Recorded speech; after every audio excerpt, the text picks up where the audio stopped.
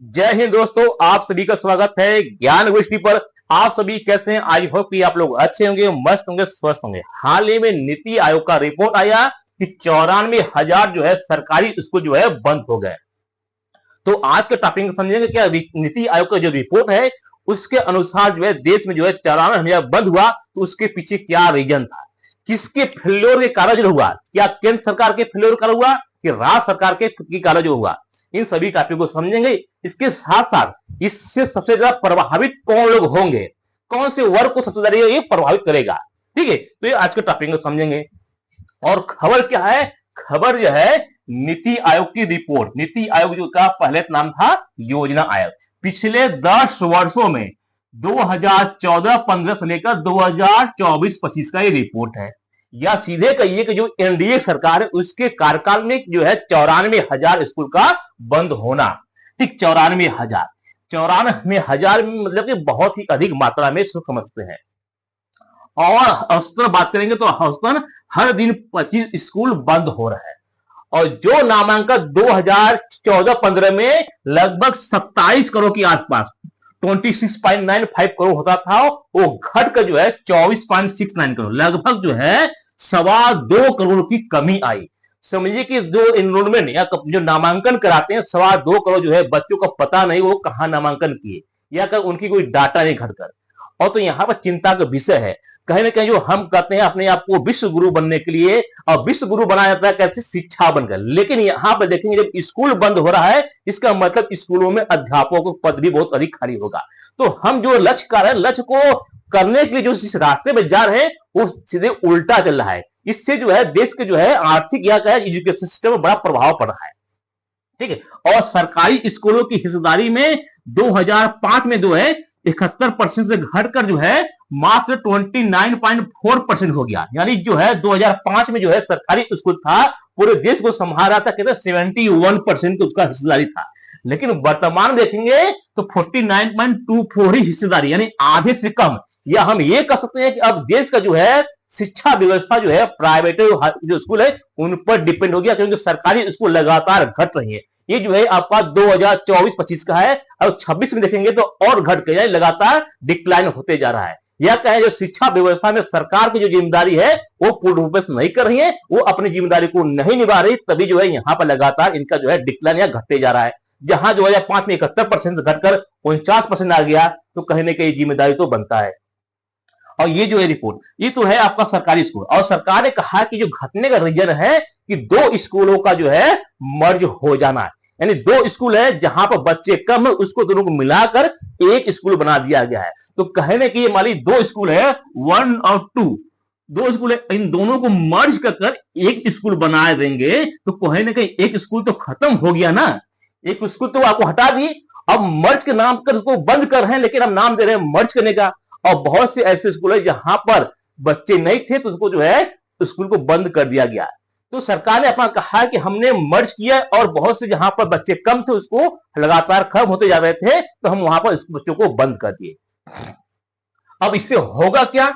अब बंद करने पर क्या होगा कि जो स्कूल जो है बच्चों के घर के आसपास था, क्योंकि right to education, RTE, right to education जो है 2002 में फंडामेंटल राइट में जोड़ा गया था और 2010 में लागू हुआ था।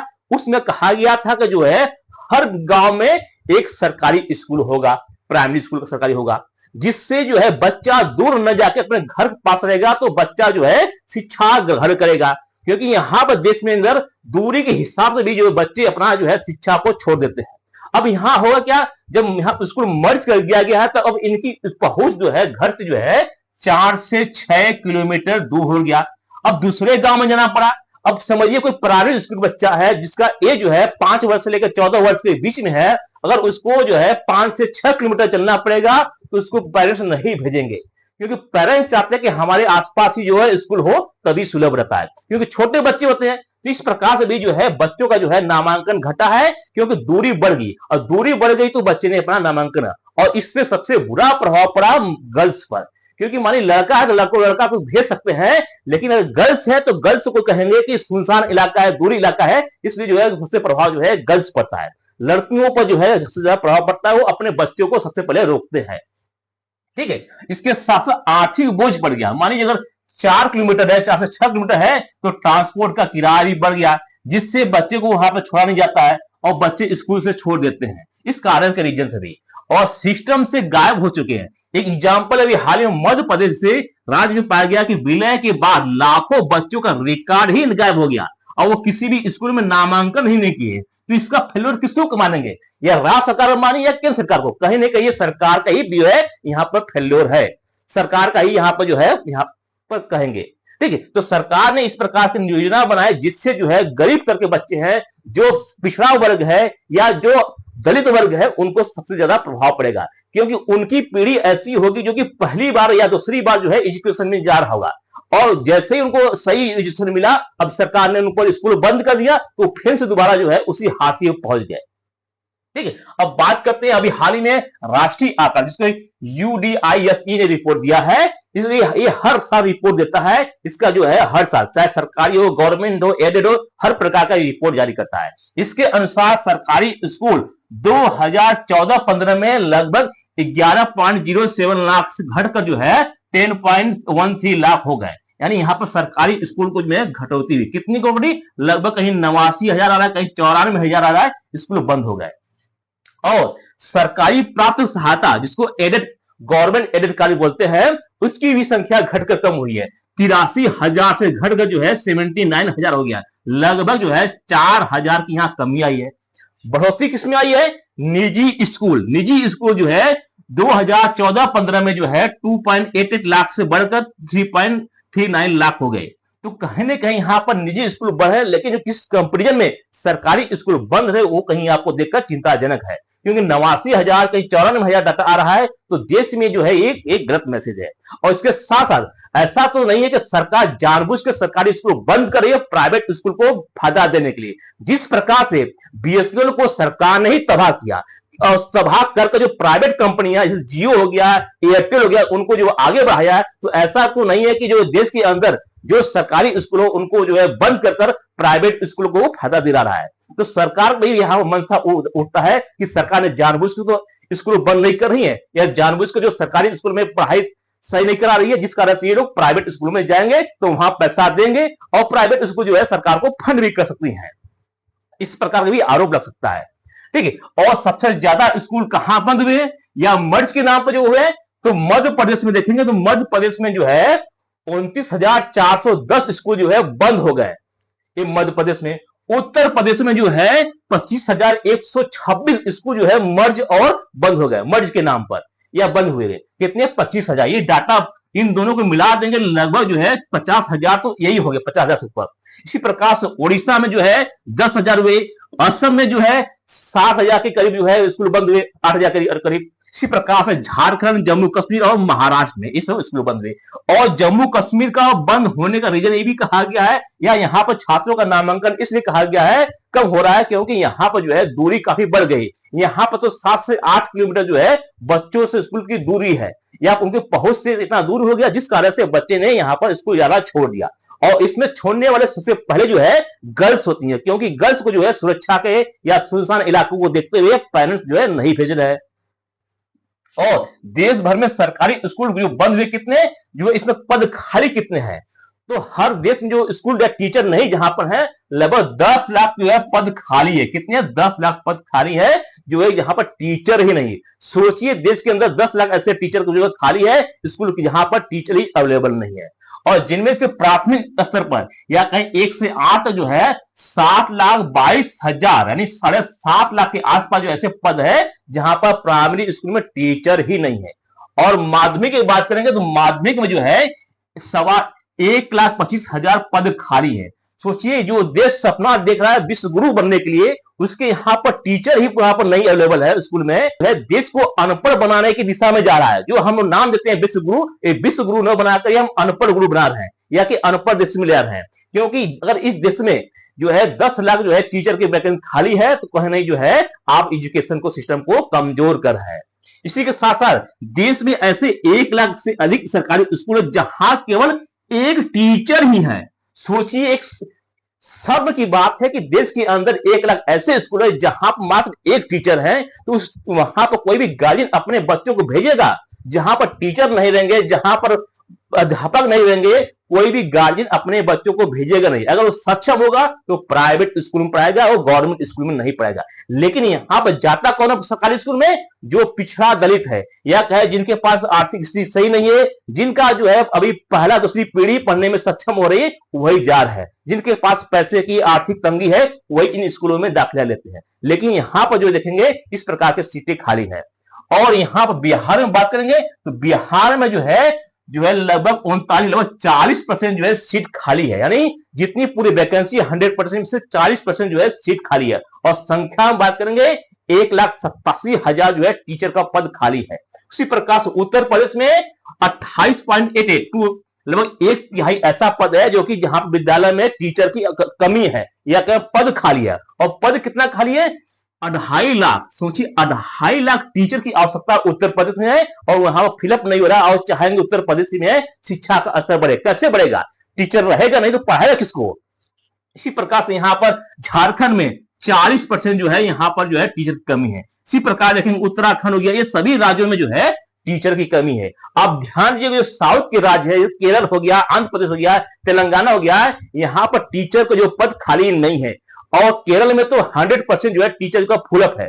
अब देखेंगे देश के अंदर सबसे अधिक जो एजुकेशन में आगे है केरल है, क्योंकि वहां पर टीचर जो है हर विद्यालय में अवेलेबल है, तो बच्चे पढ़ेंगे और पढ़ेंगे तो वो शिक्षित होंगे। लेकिन यहाँ पर नॉर्थ में देखेंगे, जो नॉर्थ भारत है, यहाँ पर देखेंगे टीचर की बहुत अधिक कमी है और यहाँ पर एजुकेशन सिस्टम भी सही नहीं है कंपेरिजन टू साउथ के जो है हमारे स्टेट है।